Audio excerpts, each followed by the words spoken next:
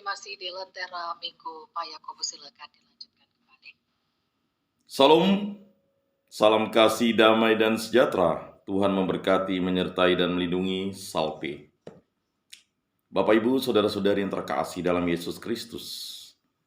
Berbicara tentang kerajaan Allah, mari kita mendalami karya keselamatan Yesus Kristus.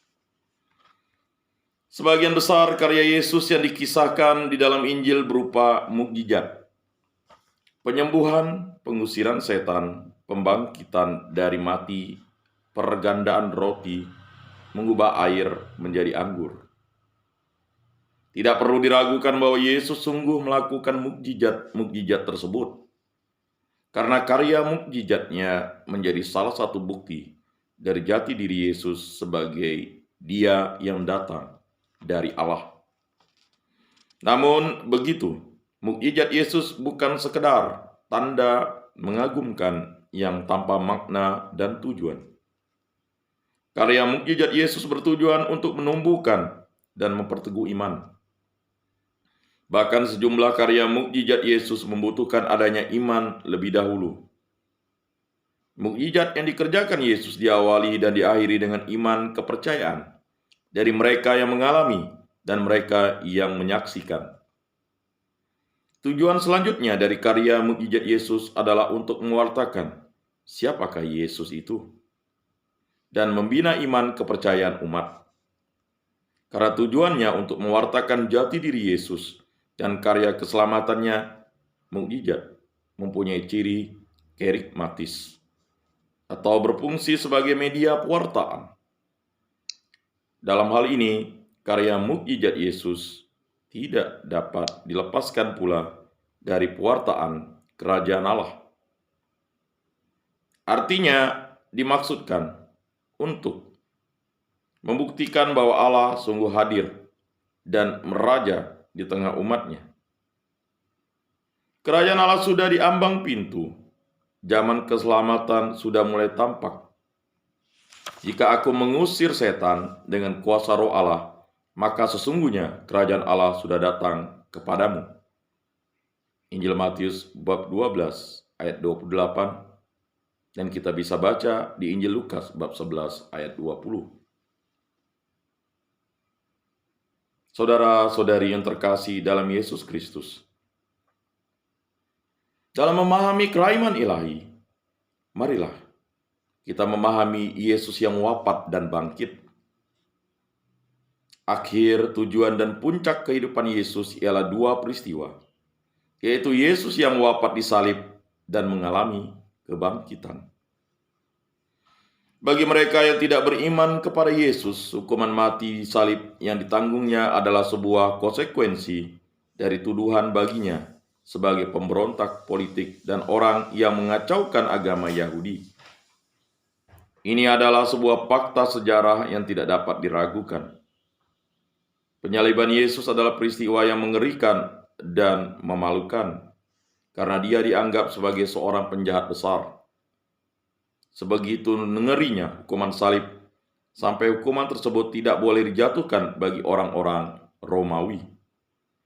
Namun demikian, wafat Yesus bukanlah akhir dari karya keselamatannya. Pada hari ketiga Dia dibangkitkan dari mati dan hidup kembali dalam kemuliaan ilahi. Kebangkitan Yesus tidak berarti bahwa Dia dihidupkan kembali dengan meneruskan hidupnya dahulu. Injil Yohanes bab 20 ayat 11 sampai 18. Tetapi bangkit untuk masuk ke kehidupan mulia dan kekal sebagai Tuhan. Mereka yang beriman kepada Yesus menafsirkan peristiwa penyaliban, wafat, dan kebangkitannya sebagai suatu peristiwa penyelamatan atau penebusan. Wafat Yesus dihubungkan dengan penebusan atas manusia dari kuasa dosa. Kita bisa baca di surat Rasul Paulus kepada jemaat di Roma, bab 4 ayat 25, surat Rasul Paulus yang pertama kepada jemaat di Korintus, bab 15 ayat 3, surat Rasul Paulus yang pertama kepada jemaat di Tesalonika, bab 5 ayat 9 sampai 10, surat Rasul Paulus kepada jemaat di Galatia, bab 1 ayat 4. Para penginjil maupun Santo Paulus mengartikan kematian Yesus sebagai penebusan. Injil Markus bab 10 ayat 45. Dan silih atas dosa manusia. Surat Rasul Paulus kepada jemaat di Roma bab 3 ayat 25. Surat Rasul Paulus kepada jemaat di Efesius bab 5 ayat 2. Dan surat Rasul Paulus yang pertama kepada jemaat di Korintus bab 5 ayat 7. Paham mengenai penebusan ini diperkembangkan di dalam surat Ibrani. Antara lain, surat kepada jemaat Ibrani, bab 9 ayat 11 sampai 14, ayat 25 sampai 28. Saudara-saudari yang terkasih, dalam surat Ibrani, kematian Yesus dipahami sebagai korban penebus dosa. Yesus adalah imam agung yang mengorbankan dirinya sebagai korban yang tak ada cacat celanya. Gambaran yang dipakai oleh surat Ibrani adalah tindakan liturgis yang terjadi pada hari raya pendamaian, Yom Kippur. Pada waktu itu, imam agung membawa darah korban yang sebagian dipercikkan pada umat. Sebagian lagi dibawa ke tempat terkudus di dalam bait Allah untuk dipercikkan ke atas tutup tabut perjanjian. Percikan darah korban ini mendamaikan umat manusia dengan Allah. Demikianlah yang terjadi pada peristiwa salib. Yesus menumpahkan darahnya sendiri di atas salib sebagai korban penebusan dan pendamaian. Karena Yesus tidak mempunyai dosa, maka korban Kristus adalah korban yang sempurna. Terjadi sekali untuk selama-lamanya. Sebab oleh satu korban saja, Ia telah menyempurnakan untuk selama-lamanya mereka yang Ia kuduskan. Surat kepada jemaat Ibrani bab 10 ayat 14. Dengan demikian, peristiwa salib yang mengerikan itu diyakini oleh iman Kristiani sebagai peristiwa korban penyelamatan, pendamaian, dan penebusan. Injil Yohanes tidak hanya berkata bahwa Yesus mati untuk domba-dombanya, tetapi teristimewa menekankan bahwa Yesus atas kehendaknya sendiri dan dengan rela menjalani kematian dalam ketaatan kepada Bapa. Injil Yohanes bab 10 ayat 11 sampai 18. Yesus yang telah wafat itu ternyata dibangkitkan pada hari ketiga. Meskipun tidak ada seorang pun yang menyaksikannya.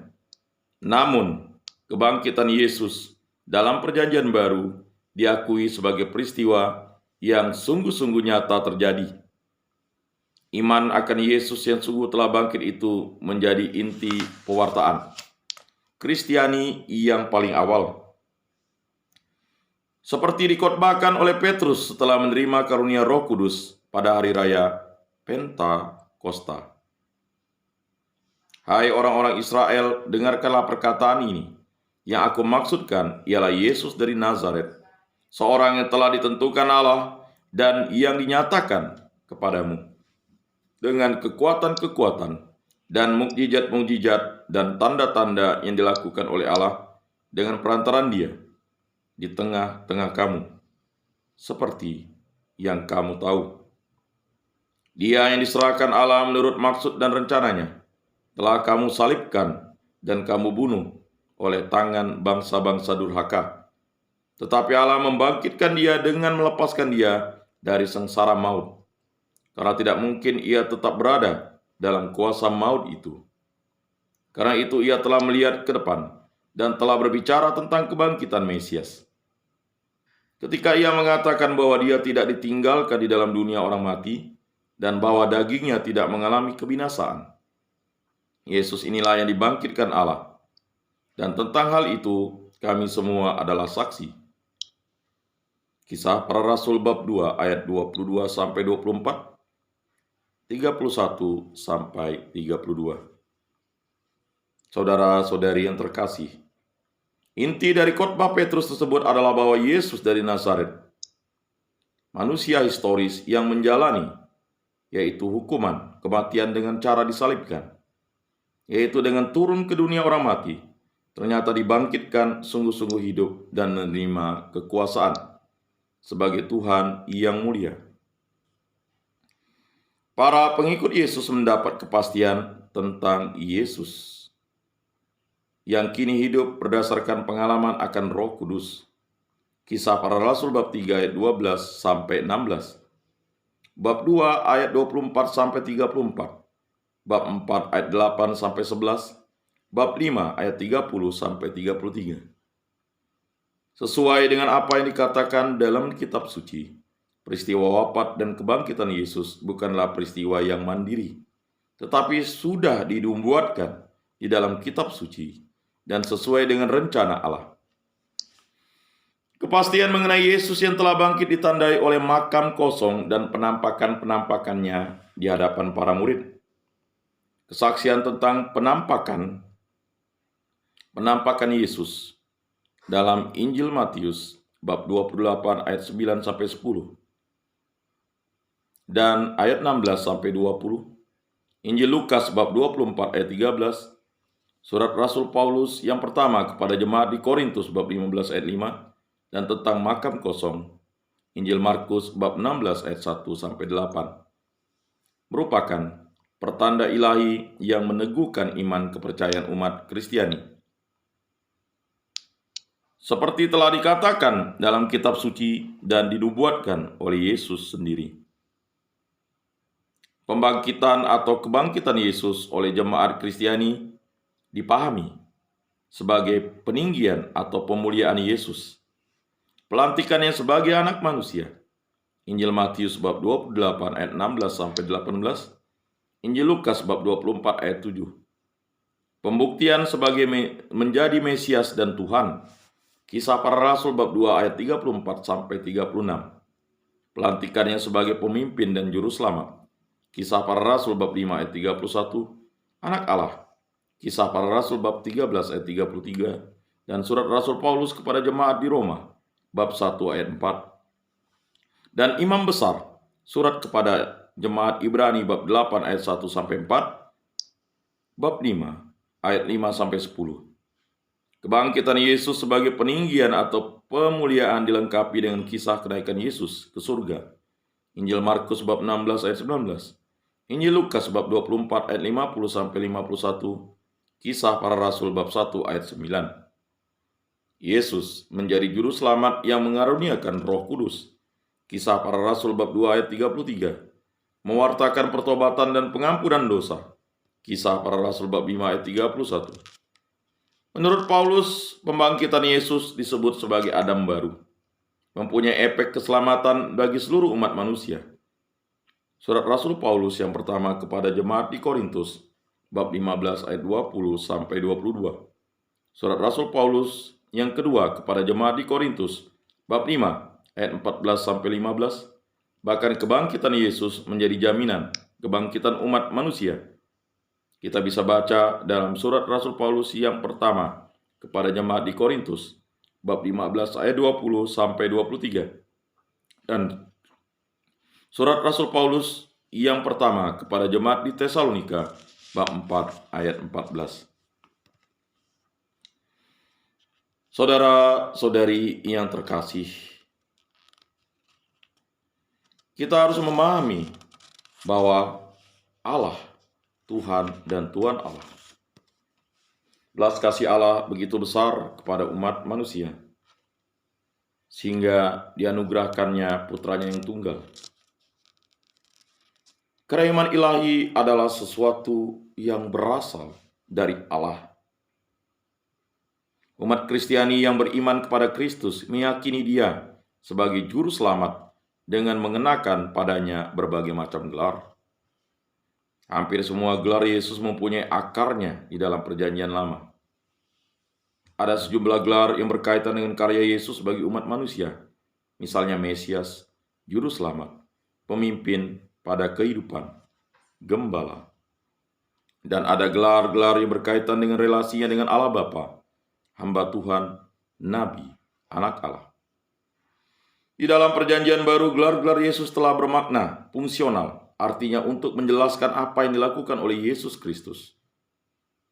Meskipun perjanjian baru sedikit saja langsung menyebut Yesus sebagai Allah, kita bisa baca dalam Injil Yohanes bab 1 ayat 1, Injil Yohanes bab 20 ayat 28, surat Rasul Paulus kepada Titus bab 2 ayat 13, dan surat kepada jemaat Ibrani bab 1 ayat 8 sampai 9. Namun tidak identik dengan Allah Bapa pencipta dunia. Yesus diakui oleh umat Kristiani sebagai pribadi ilahi yang mempunyai misteri kesatuan ilahi dengan Allah Bapa. Menurut perjanjian baru, dalam pelaksanaan seluruh karya penyelamatan, berperanlah Allah Bapa, Yesus Kristus sebagai anak Allah, dan roh ilahi yang juga roh Yesus Kristus sendiri. Antara ketiga pribadi ilahi ini terjalin suatu kesatuan dinamis dan fungsional, dan ketiga-tiganya dengan satu dan lain cara mempunyai ciri atas manusiawi dan ilahi. Kita bisa baca dalam surat Rasul Paulus kepada Titus bab 3 ayat 4 sampai 7. Pemahaman inilah yang melatar belakangi ditetapkannya dogma Tritunggal Maha Kudus. Saudara-saudari yang terkasih, Allah Tuhan, Tuhan Allah, merupakan suatu gelar yang luar biasa. Keraiman ilahi menjadikan hal-hal itu menjadi jelas. Dan jelaslah gelar-gelar Yesus, perlu kiranya kita memahami arti dari nama Allah dan Tuhan. Dalam bahasa Ibrani, nama Allah ditulis dengan bentuk jamak Elohim.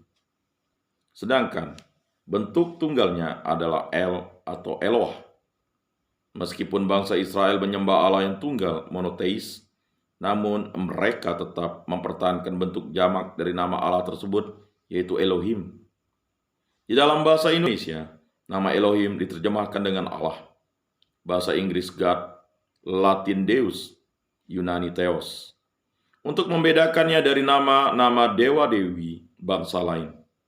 Pada mulanya Allah disebut dengan tambahan Allah Abraham, Ishak dan Yakub.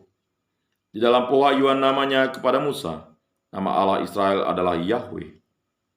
Berhubung nama Yahweh adalah kudus, bangsa Israel tidak berani mengucapkan namanya secara langsung demi rasa hormat. Mereka membaca tulisan Yahweh dengan sebutan Adonai, Tuan atau Tuanku.